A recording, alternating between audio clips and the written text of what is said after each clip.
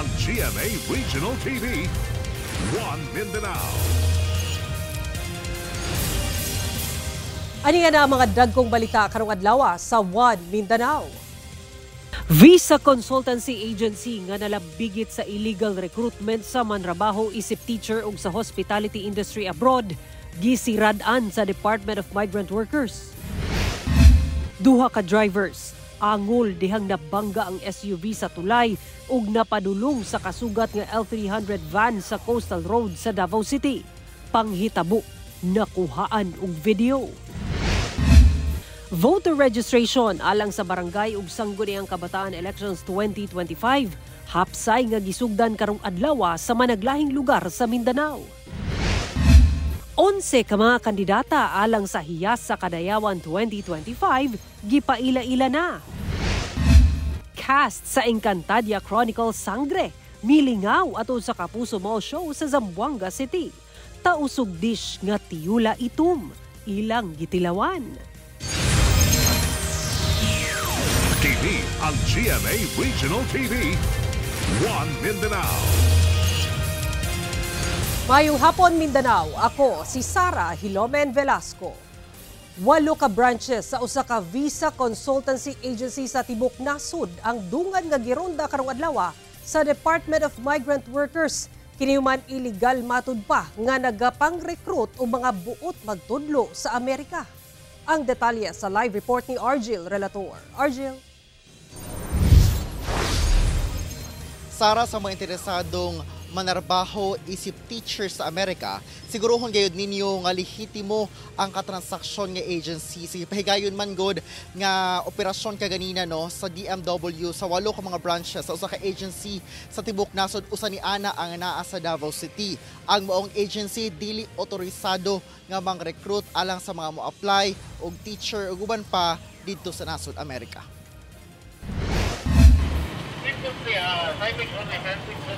Kauban ang kapulisan o gisaksihan sa representante sa barangay o business bureau. Gilusad sa Department of Migrant Workers kon DMW ang operasyon batok sa usa ka opisina nga naasulod sa usa ka building sa MacArthur Highway, Barangay Maa, Davao City, Biyernes sa buntag. Human makagawas ang mga naabtang empleyado.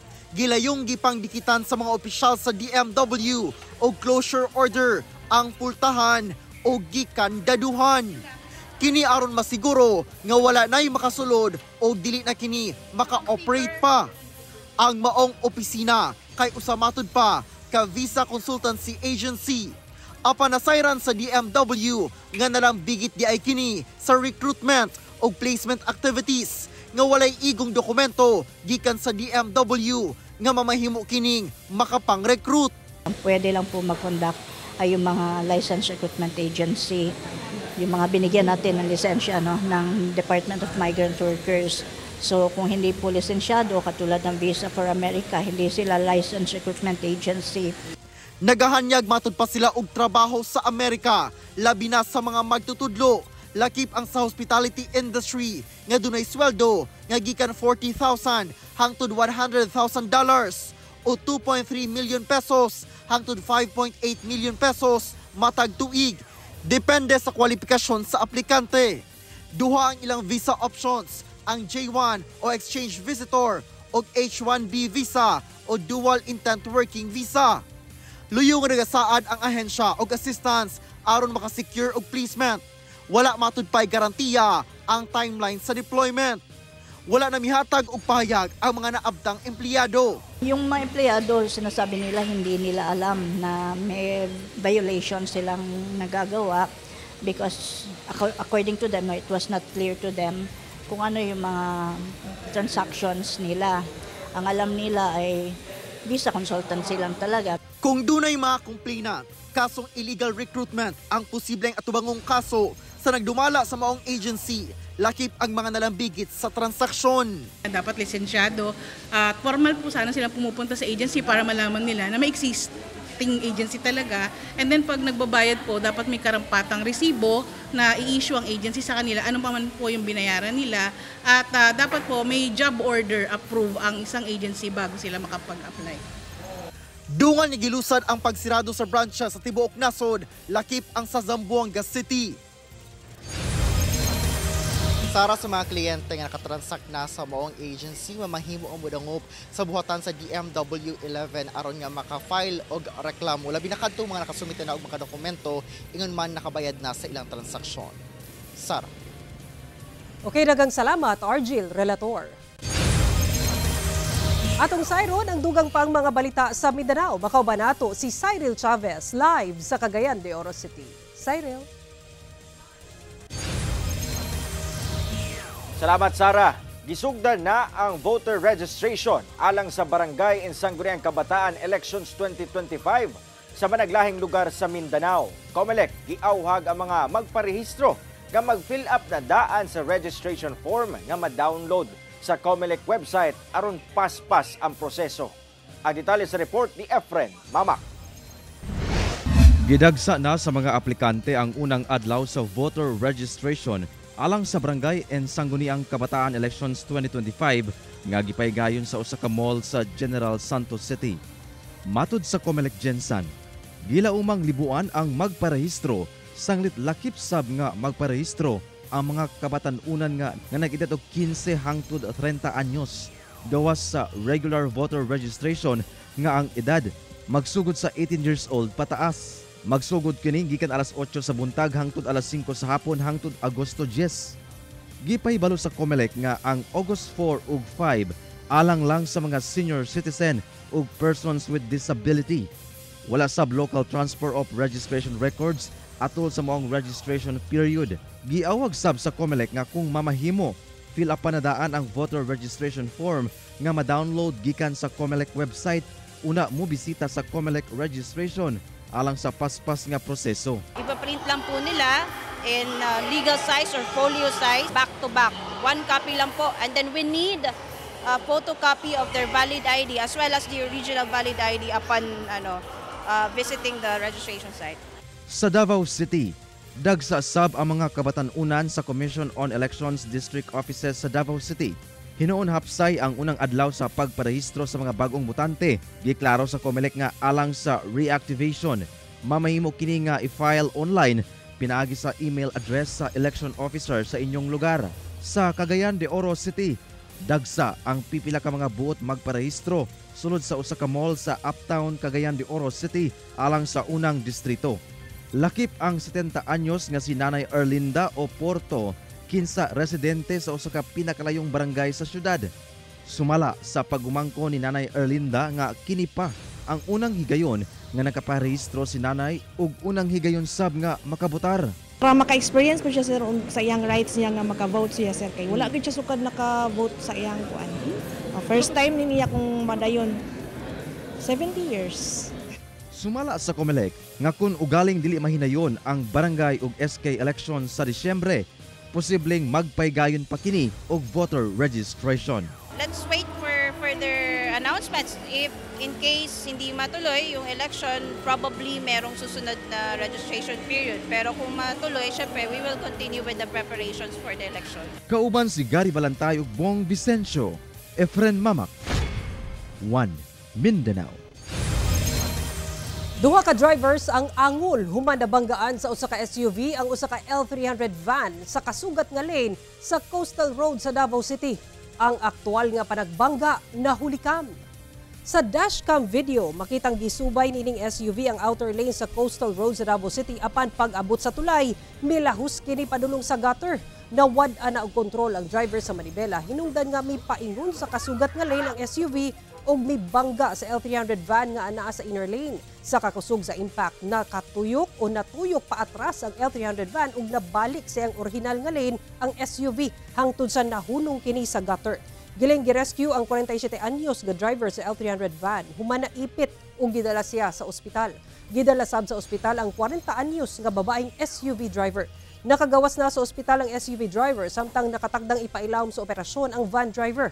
Karong adlaw sab nakatakdang magpasangat ang kampo sa van driver ug kasong reckless imprudence resulting in serious physical injury and damage to property batok sa SUV driver. Ginakuhaan pa og pahayag ang duha ka driver.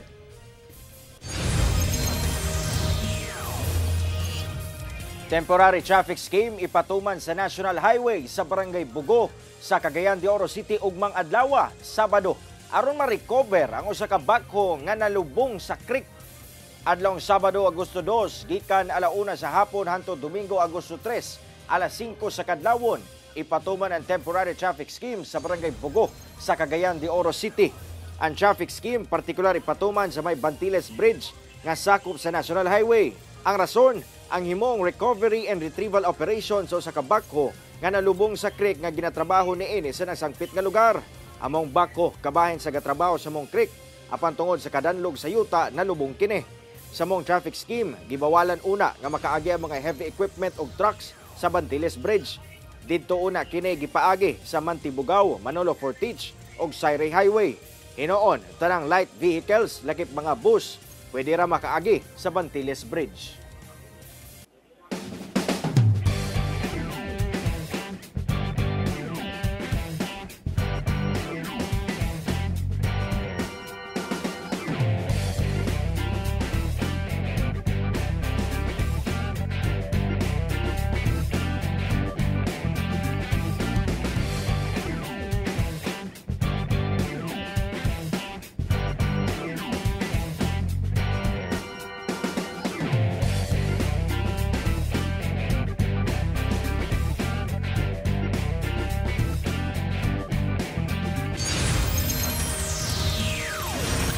Ang GMA Regional TV, 1 Mindanao. Formal na nga gipresenta ngadto sa media ang 11 ka mga kandidata alang sa hiyas sa Kadayawan 2025 sa Davao City. Saron tang dugang detalye sa live report ni John D. Esteban. John D. Sara, gawa sa ilahang kaanya gipresenta usab nila gikan sa nagkadaiyang tribo nga mga kandidata ang ilahang mga advokasya. Hiyas sa atan. Hiyas ng Bagobo Klata. Hiyas sa Matig Salog. Hiyas sa Bagobo Tagabawa. Hiyas sa Ubo Manubo. Hiyas sa Bangsa Irano. Hiyas sa Bangsa Kagan. Hiyas sa Bangsa Maguindanao. Hiyas sa Bangsa Maranao. Hiyas sa Bangsa Sang. Iniyas si Bangsa Tausu. 11 ka maanyag nga kandidata sa nagkadaiyang tribo sa Davao City ang formal nga gipaila-ila atol sa media presentation karong adlaw.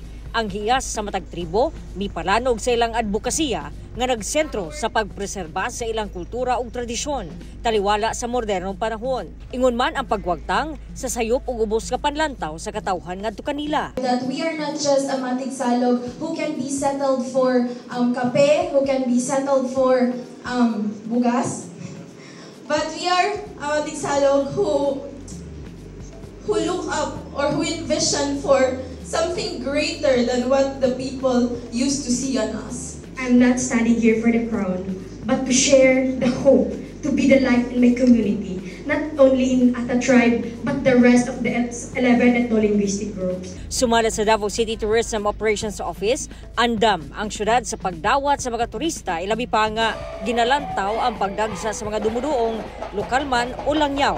Sanglit kini ang usa sa pinakadakong festival sa nasod. Gani gibansagan kini nga King of all festivals. We would like to invite all of you to come over to Davao City, especially for this Kadayawan event, wherein makita ninyo ang aming unique celebration of Thanksgiving for our abundant harvest. Not only that, but also the celebration of our unique cultural heritage with the 11 tribes ng Davao City. Sara, ipaigayon ang Grand Coronation Night sa Iya sa Kadayawan 2025 karong August 14 sa USEP Gymnasium. Ug daghan pang nakalinyada nga mga aktibidad nga magsugod August 8. Busa mga kapuso, bisita na dinhi sa Davao City ug maglingaw-lingaw kita. Sara. Okay, daghang salamat, John D. Esteban.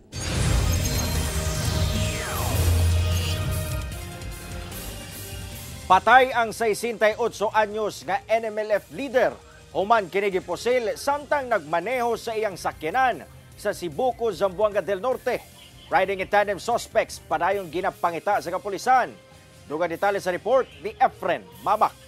Kapulisan kining usa ka multicab human napalgang patay ang lalaking driver ni ini sa barangay Kuisipan, Sibuco, Zamboanga del Norte banda 2:30 sa hapon adlawng Miyerkules. Ang maong biktima dunay igo sa bala sa pusil sa ulo nga hinungdan sa hinanaling kamatayon niini. Nag-edad kini og 68 anyos ug usa ka lider sa Moro National Liberation Front kon MNLF sa lugar. Matud sa kapulisan, pabiyahe padulong Zamboanga City ang maong biktima apan pag-abot sa lugar nga gikahitabuan, gipusil kini sa riding in tandem suspects dayon misibat. Ginasuta pa sa kapulisan ang motibo sa krimen.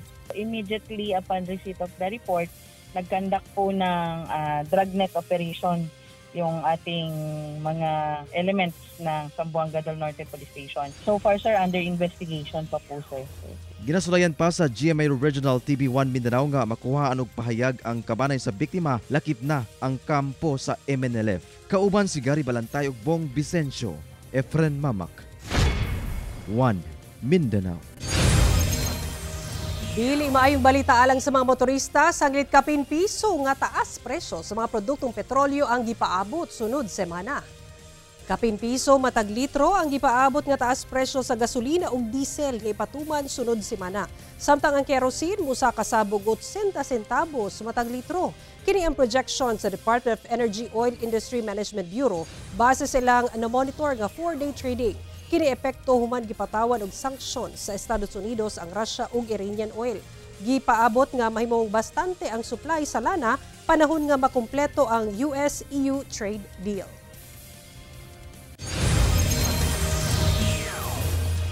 Kapin 1.3 million pesos nga smuggled nga sigarilyo nga gitabunan og sako-sako sa tahop nga humay sulod sa usa ka sakyanan ang nasakmit sa otoridad sa Dato Udin Sinsuat, Maguindanao del Norte. Duha ka sospek arestado. Ana sa 35 ka karton ug 87 ka rim sa smuggled nga sigarilyo ang nadiskubrehang gipangtabunan og sako-sakong tahop sa humay nga gikarga ni ining container van atol sa inspeksyon sa kapulisan sa Barangay Poblasyon, Dalikan, Dato Udin Sinsuat, Maguindanao del Norte, banda alas 2:30 Huwebes sa hapon. Mukan tinad kini og kapin 1.3 million pesos. Gumikan sa walay igong dokumento, ginakop ang 38 anyos nga lalaking driver niini nga taga Zamboanga City o 28 anyos nga lalaking kaubanan nga taga Davao del Sur. Matod sa Police Regional Office Bangsamoro Autonomous Region kung Probar, ang maong kontrabando gibiyahe gikan Lebak, Sultan Kudarat padulong unta sa Buluan, Maguindanao del Sur. Gikustodiya na sa otoridad ang maong kontrabando alang sa saktong disposisyon. Samtang giandam na sa PNP ang tukmang kaso batok sa mga sospek. Ginasulayan pa kining makuhaan og pahayag. Cast sa Encantadia Chronicles Sangre nakisadya atol sa Kapuso Mall Show sa Zamboanga City. Tausog dish nga tiyula itom ilang gitilawan. Atong silipon pinaagi ni ining report. Para sa Encantadia! Intense na gayud ang fight scene sa Encantadia Chronicles Sangre matag gabi sa GMA Prime. Ang mga sangre batok sa mga daotang elemento o ang mga dark forces of evil nga anaa sa kalibutan sa Miniave. Apan sa pagbisita sa mga sangre nga sila Bianca Umali, Faith De Silva, Angel Guardian ug Kelvin Miranda sa Zamboanga City ni atong Domingo, lahi nga bakbakan ang ilang giatubang. Lami, masarsa ug malasa ang ilang pagkumbati sa tiyula itom. Ang tiyula itom usa ka tausog dish nga gama sa braised beef nga dunay sabaw. Itom kini kay gisagulan og charred o gisugba nga coconut meat hangtod mo itom. Apan dili sama sa gipaabot nga pagkumbati sa ilang mga kalaban sa Miniave, gihangop sa mga sangre ang tiyula itom ug tuod man lami gayo daw. Gani si Faith wa kapugong sa gibating kalami. Commercial. Di yan sarap talaga, promise. Di ako nagbibiro o ng Emmy. Nakakalimutan mo ba kung sino ka? Ang sarap! Sino ka? Sarap, oh. Si Bianca, dili first time nga makatilaw kay gipatilaw na kinikaniya atol sa usa ka children's book launch. Familiar sa akin itong dish na ito dahil I was given the opportunity to launch the very first children's book about Tausug culture, which is very, very good. Si Kelvin, napadaghan ang rice. Lasa siyang nilaga. Hindi, lasa siyang kamto. Ito naman. May pagkahawig sa kamto soup. Alang kang Angel, lahi ragyud ang recipe sa Zamboanga. Nakatikim na ako nito before sa Manila. Pero Iba, dito. Wala gayoy giusik nga panahon ang mga sangre kay pagkagabi mihatod sila og kalingawan sa fans atol sa Kapuso Mall Show. Si Faith ug Kelvin nagpakilig sa ilang fans.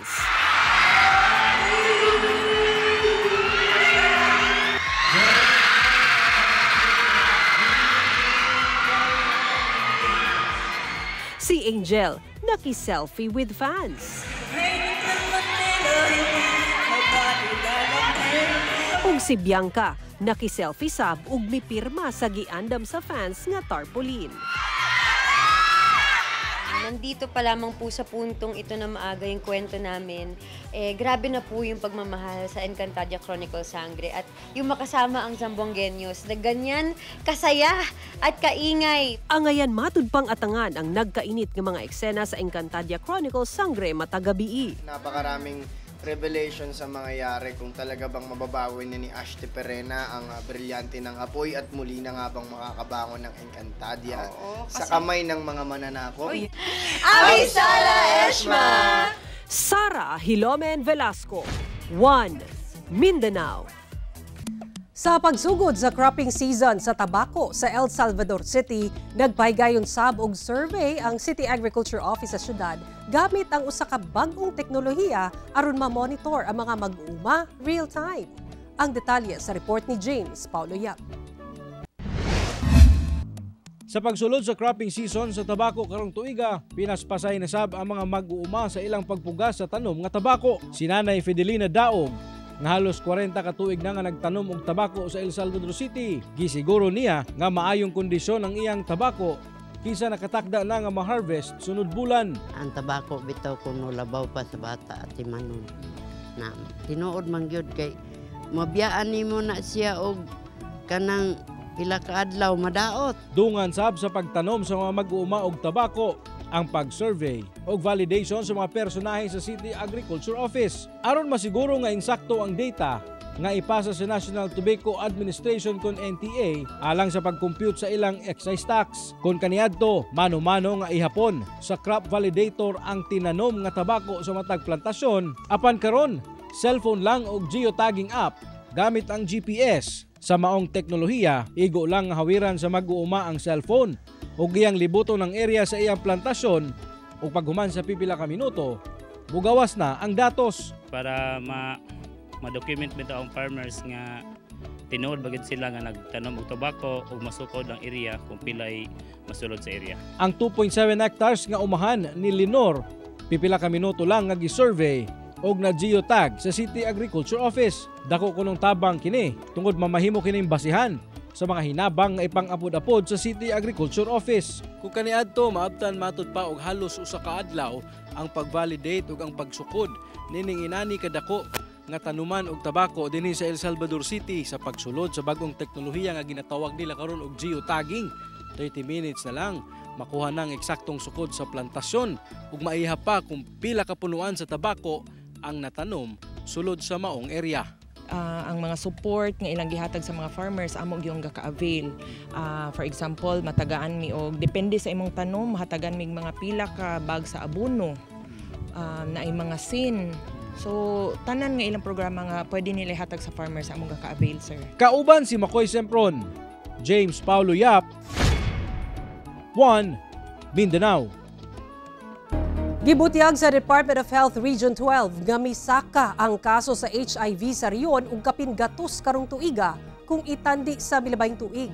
Pagbaton og daghang sexual partner pinaagi sa dating apps ug spa massage house nga dunay sexual service, posibleng hinungdan sa paspas nga tinakdanay sa mong sakit. Ang detalye sa report ni Efren Mamak. Sa datos sa Department of Health Region 12, misaka og 40% ang kaso sa human immunodeficiency virus kon HIV sa Region 12.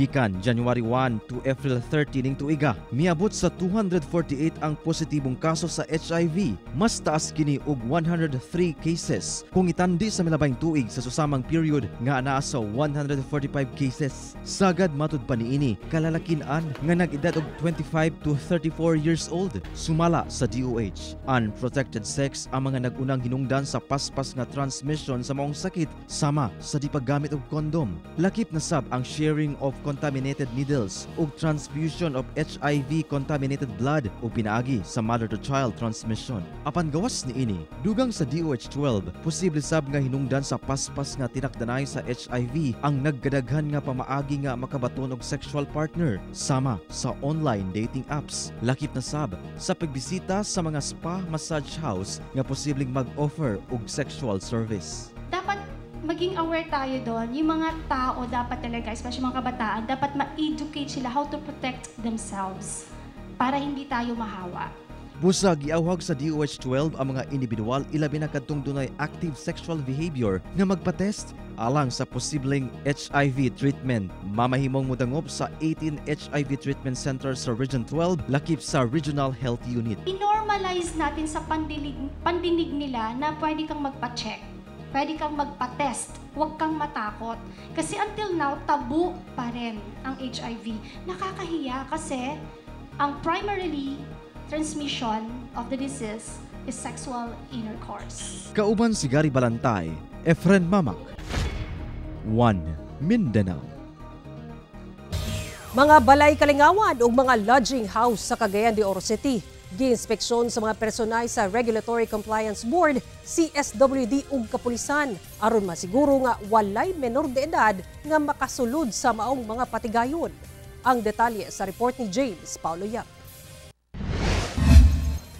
Sa pagsaulog sa World Day Against Trafficking, gironda sa mga personahe sa Cagayan de Oro City Regulatory Compliance Board, kapulisan ug City Interagency Council Against Trafficking, Child Pornography, and Violence Against Women and Children ang mga patigayon sa syudad sama sa mga bars, inns ug mga lodging houses. 7 ka mga patigayon ang gibisita sa otoridad kini aron masiguro nga walay mga menor de edad nga makasulod sa maong establishmento labi na sa mga imnanan. Dili man ta anti-business lagi, kita pro regulation man ta, meaning ato ay sundon lang nila ang mga regulations sa itong mga ordinansa para po ato din silang i-promote o hopefully mas mudagko o mudako pang ilang mga negosyo. Mas hugot sab nga gitutukan karon sa CSWD ug RCB ang mga inn ug lodging house tungod sa mga reklamo nga daghang biktima sa sexual abuses. Gani sa ordinansa sa syudad, ginadili ang pagsulod sa mga minor de edad nga batang lalaki ug babae kun dili kauban ng ilang kabanay. Mangayo gid gihapon ID, mangutana gyud og ayo kay sipako niya og naay mga cases of rape or trafficking nga mahitabo sa ilang mga establishment, sila ra man gihapon ang maigo no sa atong balaod. Hinuon sumala sa RCB nga wala man kuno sila nakita nga mga malapason nga mga establishmento sa ilang pagbisita. Ako si James Paulo Yap, 1 Mindanao. Gitutukan karon sa Komisyon sa Wikang Filipino o KWF ang pagbuhi pagbalik sa mga pulong nga namiligro ng mawala. Buod sa KWF nga mapreserba ang mga pulong aron mapasa sa musunod nga henerasyon. Ani report. Kaluyanin, arta, binatak ug malaweg. Lakip kini sa mga namiligro ng mawala nga pulong sa Pilipinas. Gipresenta kini sa Komisyon sa Wikang Filipino alang sa araw sa buwan ng Wikang Pambansa 2025. Marami pong mga nanganganib na wika, kapag nawala po, isang kultura ang nawawala rin. Busa karong buwan ng wika, usa sa gimugatan ang pagpabalik sa mga namiligrong pulong. Paagi daw kini nga dili malimtan ug mapasa pa sa mga musunod nga henerasyon. Meron tayong 135 na wika at sinasabi meron tayong 32 naman na nanganganib. Kasi meron tayong batayan din na pamantayan sa language endangerment na ginagamit ng Komisyon sa Wika para sabihin kung nanganganib na at nanganganib na maglaho yung isang wika. Angayan lang daw nga samtang bata pa, ginabansay ang mga bata sa ilang lingwahe aron mapreserba kini. Kaya ang panawagan natin dapat ang ating ginagamit sa pang-araw-araw na talakayan, diskurso, papapalitan ng mga kuro-kuro at opinyon kahit sa media, dapat natin pinalalawig ang paggamit ng wikang Filipino at mga katutubong wika sa Pilipinas. Dunay mga proyekto sabdaw ang KWF aron mapreserba ang mga namiligrong pulong. Meron ho tayong bahay wika sa Abukay, Bataan na nagsimula pa po ng 2018 at hanggang ngayon po ay sinusubaybayan namin dahil ang LGU po ay nangangasiwa na po ng bahay wika sa Abukay, Bataan. Padayon daw ang paghatag sa KWF ug pagbansay sa mga magtutudlo ug mga edaran nga siyang magtudlo sa kabataan. Sara Hilomen Velasco, 1 Mindanao. TV ang GMA Regional TV, 1 Mindanao. Doble ang kalipay sa libuan ka senior citizen sa General Santos City tungod ilahan ng nadawat ang ilang birthday incentives gikan sa LGU ug gawas niini gidalitan pa sila og kalingawan. Ang detalye sa report ni Efren Mamak. But my love is always Daw dunay singing competition nga gisalmutan sa mga lola nga gipahigayon sa usa ka mall sa General Santos City adlong Biyernes. Gani ang 65 anyos nga si Lola Leia Tamsi nga taga Barangay Fatima, gipasigarbo ang iyang singing prowess nga giubanan pa og dance moves.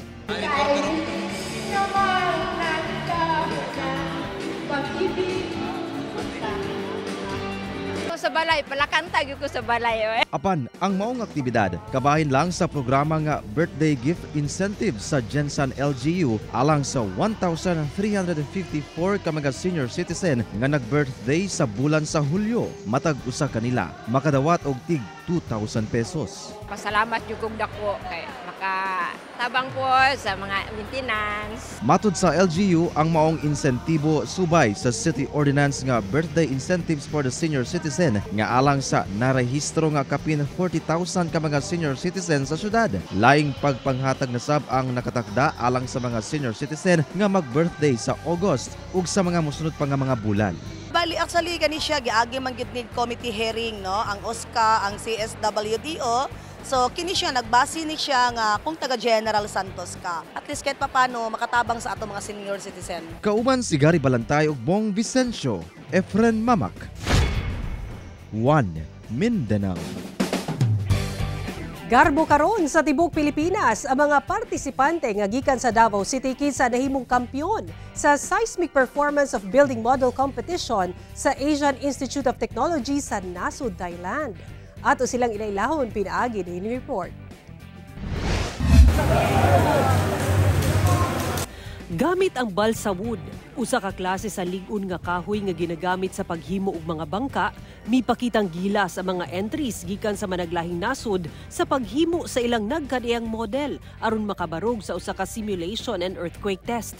Kini ato sa Seismic Performance of Building Model Competition sa Asian Institute of Technology sa Nasud, Thailand niadtong July 29. Lakip dinhi ang entry sa Pilipinas, pinaagi sa mga partisipante sa Philippine Institute of Civil Engineers Davao Chapter. Ang maong kompetisyon alang sa mga civil engineering students sa nagkadiyang universidad aron mapakita ang ilang kahanas sa paghimo og models sa earthquake resilient buildings. Dinhi, midaog ang nag-inusarang entry sa Pilipinas nga gikan sa Davao City sa mga entries gikan sa 7 ka nasod. Busa ilabihan ang kalipay sa PICE Davao, ilabi na kay unang higayon matud pa nila kining misalmot. Sumala nila, dakong natampo ang way undang nila nga pag-research alang sa maong proyekto. Ang amo ang gigamit na mga analysis that sa amo ang model is more advanced than sa uban nga mga students. Sumala pa, usa ka tuig nila kining giplanuhan. Una nila kining gihimo pinaagi sa usa ka software, dayon gihimo na ang mismong physical model. Atol sa kompetisyon, gipailawom kini sa simulation ug earthquake test ug mibarog gihapon bisan sa magnitude 8.2 nga linog. Hinuon mamahimo lang kining sumbanan sa research sa mga structural ug civil engineer sa mga aktwal nga proyekto. Malaumon ang PICE Davao nga dako og matampo ang ilang proyekto sa komunidad. Atong kuan kung sa ilahang matabang lalo na karon sa natay umaabot na mga kalamidad na kuan mapreparahan siya through sa ilahang studies. Doon na say tambag ang PICE Davao sa mga estudyante, ilabi na sa mga future engineers. Dili lang kay ilaha mag-aim sila nga pasaron ng ilahang mga subjects, kundi ilahang pangandaman ng ilahang future. Or kanang kailangan lang jud ninyo mangita og opportunity nga dili siya pwede hulaton, kailangan jud ninyo siya ambakan ang opportunity para maging inyuha. Plano karon sa PICE Davao nga musalmot sa laing pang kompetisyon sa Estados Unidos. Sara Hilomen Velasco, 1 Mindanao. Ug mao kato ang mga uling balita sa Mindanao karong adlaw. Mamahimo ninyo kini makita pag-usab pinaagi sa pagbisita sa official website sa GMA Regional TV o bisitahan ang among official YouTube channel ug i-click ang subscribe button para sa pinakauling balita. Daghang salamat sa atong mga kapuso sa Mindanao nga nagalantaw kanamong sa atong mga kapuso abroad. Padayon lang sa pagtutok sa mga lokal nga balita matag adlaw tungod sa GMA Regional TV, Local News Matters. Kami ang GMA Regional TV 1 Mindanao, tibok pwersa para sa mas dokumisyon ug mas halapad nga pagserbisyo sa nasod. Happy weekend mga kapuso ug mag-amping kita kanunay.